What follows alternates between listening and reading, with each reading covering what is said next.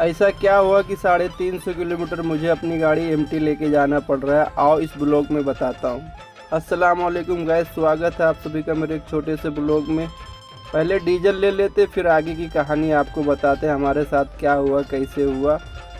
Diesel लेने के बाद थोड़ा सा ही आगे मैं चला था, उड़ीसा से जैसे मैं छत्तीसगढ़ में इंटर हुआ, ये मुझे पुलिस वाले मिले थे, आर्मी वाले पुलिस वाले पता नहीं, लेकिन ये बॉर्डर पे थे।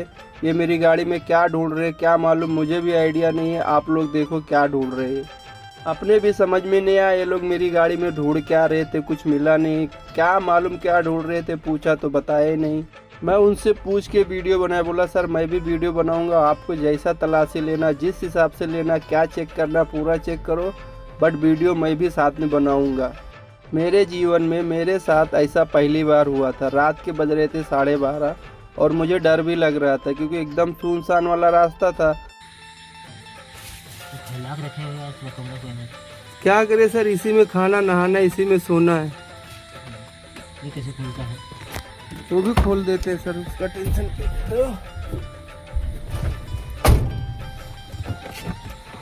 ये लो देखो सर।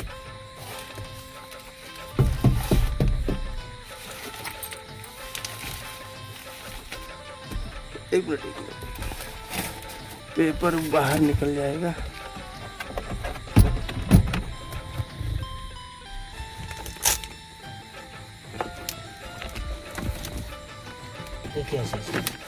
उसमें कूलेंट है सर, कूलेंट गाड़ी में डालते ना वो कूलेंट।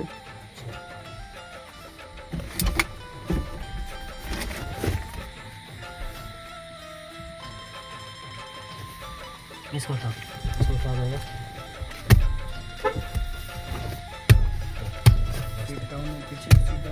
ये होगा सीट डाउन होता है? नहीं ये नहीं होता, ये वाला होता है सर। वो वाला? हाँ, ढकेलिए मेरी तरफ उसको।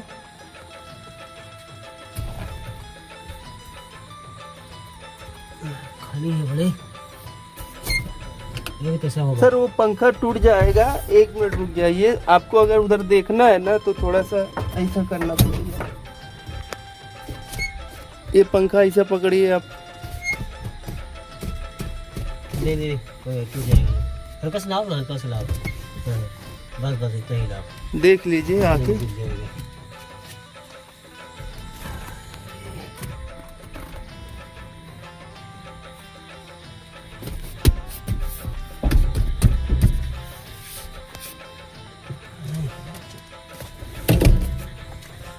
बड़े हो गया।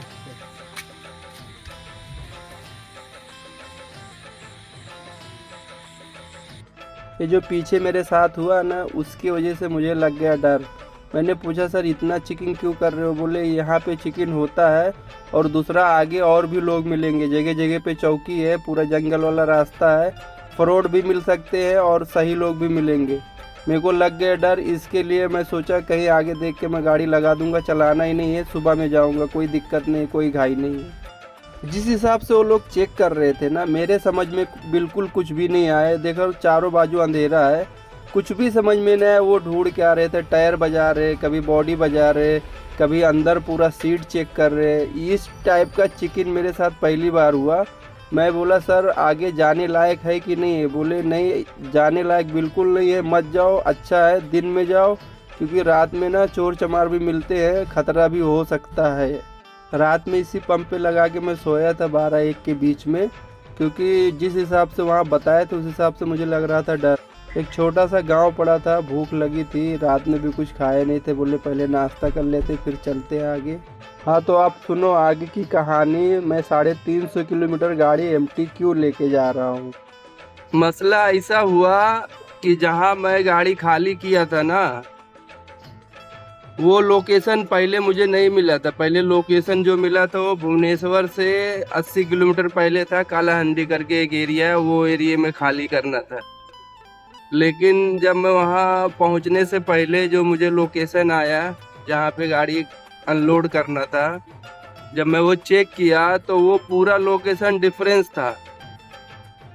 तो मैं कंपनी में बात किया, जब कंपनी में मैंने बात किया कि लोकेशन आपका डिफरेंस है और मुझे एड्रेस कुछ और बताया गया था, तो कंपनी वाले बोले कि हमने परफेक्ट बताया, आप अपने ट्रांसपोर्टर से बात कर लो। तो मैं फिर अपने ट्रांसपोर्टर को फ़ोन किया। जब मैंने उनको फ़ोन किया कि भाई थोड़ा सा एड्रेस गड़बड़ है यार, मेरे को जाना कहीं और है, ये दिखा कहीं और कर रहा है।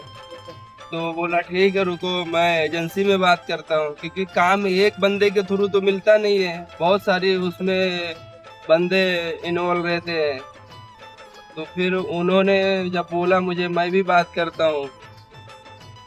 हमारे लाइन में ना अगर कुछ प्रॉब्लम होता है तो रिप्लाई इतना जल्दी मिलता नहीं है, रिप्लाई के लिए वेट करना पड़ता है, क्योंकि बहुत सारे लोग से कहानी जुड़ी रहती है ना। तो कभी आगे वाले को टाइम है, उसके आगे वाले को टाइम नहीं है, तो फिर वो सब चीजें होते होते ना थोड़ा टाइम लगता है। होते करते बात ये बनी कि खाली तो वहीं करना है जो कंपनी वाले लोकेशन दिए हैं। लोकेशन पे जाके मैं खाली किया। अब ये झेल रहे हैं। देखो मसला क्या है ना, जब आप जहाँ अनलोड करते हो ना, वहीं से 60-70 किलोमीटर आगे पीछे होके लोडिंग लेना ना, तो उससे क्या होता है ना, दिन नहीं टूटता है।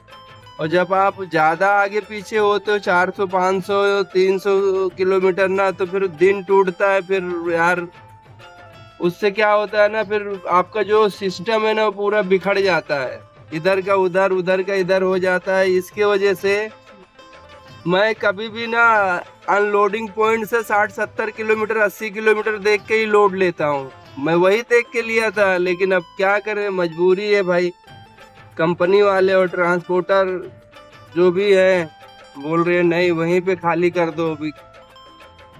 मेरा थोड़ा नुकसान है इसमें, लगभग 2500-3000 का डीजल जो है एक्स्ट्रा जाएगा। कोई नहीं यार, धंधा है, ऊपर नीचे होता है, काम है, करना पड़ता है। नहीं करोगे तो आदमी गुस्सा होने लगता है। अगर कुछ बोल दो कि भाई ऐसा नहीं वैसा है, तो गुस्सा होने लगता है। बोल के फायदा नहीं है। जा रहे हैं अब रायपुर, जंगल होते हुए। पूरा जंगल ही तो है, वहां से जहाँ खाली किया वहां से लेके रायपुर तक पूरा जंगल ही है। एक तो सिंगल रास्ता, ऊपर से जंगल। कैसा है ना कि जब खाली गाड़ी लेके रोड पे चलना पड़ता है ना, बहुत भारी पड़ता है यार। इसके लिए बहुत सोच समझ के मैं लोड लेता हूँ। आड़ा टेढ़ा लोड लेने पे ना यही प्रॉब्लम होता है। देखो अगर आप बम्बई अंदर जाना है तो इधर उधर का थोड़ा मोड़ा लेके, अगर वही रेट मिल रहा है जो रेट बम्बई का मिलता है, उतना ही किलोमीटर हो रहा है, तो लेके जा सकते हो, फिर दिक्कत नहीं होता है। लेकिन अगर 300-400 किलोमीटर आपको एम्प्टी गाड़ी चलाना पड़ेगा तो बहुत भारी पड़ता है यार, बहुत ही भारी पड़ता है। क्या होता है मालूम है, दिन मेन जो है ना, वो तुम्हारा जो टाइम है ना, जो एक बार टाइम चला गया वो रिटर्न नहीं आएगा। जो टाइम टूटता है ना, उसकी वजह से चीजें सही बैठती नहीं है। टाइम टूटना नहीं चाहिए, टाइम टूटा तो कहानी खत्म। देखो मेन खेल टाइम का ही है। अगर टाइम ही नहीं है तुम्हारे पास तो फायदा क्या है। मेन जो सिस्टम है टाइम का है। अभी सपोज तुम जहाँ खाली किए वहीं से तुमको लोड मिल गया तो तुम्हारा टाइम बचा ना। अगर वहां से लोड नहीं मिल रहा है, तुम्हें 300-400 किलोमीटर जाना है, तो कम से कम 1.5-2 दिन तो लग ही जाएगा जाने में। क्या मालूम कब गाड़ी खाली हुई, शाम में खाली हुई, सुबह में खाली हुई, पहुंच पाए टाइम पे नहीं पहुंच पाए, ये मसला रहता है। बाकी क्या ही कर सकते यार, साला किसी से लड़ झगड़ के भी फायदा नहीं है, गुस्सा दिखा के भी फायदा नहीं है, क्योंकि काम तुम्हें उसी के साथ करना है ना। मसला ये है, अगर रोड अच्छा होता, जैसे इधर अपना जहाँ खाली किया था उस तरफ से, उड़ीसा से छत्तीसगढ़ की तरफ, रायपुर की तरफ आने के लिए जो रोड जैसा था, वैसे उधर भी होता ना, विशाखापट्टनम जाने के लिए ना, तो मैं रिटर्न उधर जाता, क्योंकि वो नजदीक था। ये 100 किलोमीटर ज्यादा था, फिर भी इधर आया हूँ। वजह यही है कि वो साइड का रोड बहुत ही खराब था मेरे भाई। कच्चा रोड तक मैं गाड़ी चलाया हूँ, कच्चे रोड पे। ये वेदांता वाले क्या मालूम क्यों जंगल में कंपनी खोल के बैठे हैं यार। जंगल में खोलने का मतलब यही है कि इनको मिट्टी आसानी से मिल जाती है ना। अल्मुनियम कंपनी है, लोखंड है, वो स्टील वगैरह सब बनता है ना, तो उसी के बाजू में खदान भी है, माइनिंग भी होता है, तो कंपनी के बाजू में इसके लिए वो ज़्यादातर ये कंपनी ना जंगल में ही होती है। मिट्टी आसानी से मिल जाता है, पत्थर आसानी से मिल जाता है, जो चीज़ उसमें यूज होता होगा वो सब आसानी से जंगल में ही मिलता है।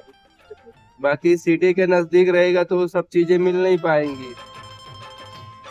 अभी आप ये सोचो, विशाखापट्टनम थोड़ा आगे आने के बाद जब से मैं अंदर घुसा हूँ और रायपुर पहुँचने तक का 600 किलोमीटर हो जाएगा। आप ये मान के चलो जंगल के अलावा कुछ मिला नहीं है, टोटल जंगल है। रायपुर है आने वाला, ज़्यादा बचा नहीं है, 60-65 किलोमीटर बचा है। खूबसूरत गांव होते हुए निकल रहे हैं। देख रहे हो वो मिट्टी का घर पुराना वाला, वो जो टूटा पड़ा है। इन भाई साहब को देखो कितना जल्दी मेरी लाइन में आ। रायपुर में ट्रांसपोर्ट वाले से बात तो किए, बोल रहे आ जाओ, देखते हैं कुछ मिल गया टाइम पे तो लोड करा देंगे।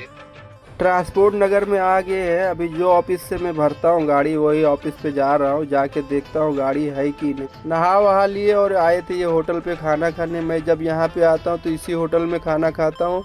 फिलहाल ये वीडियो में इतना ही। मिलेंगे नए ट्रिप के साथ, नए वीडियो के साथ। तब तक खुदा हाफिज, अपना ख्याल रखना, दुआ में याद रखना और मेरी वीडियो देखने के लिए चैनल को सब्सक्राइब कर देना, लाइक कर देना, कमेंट करना।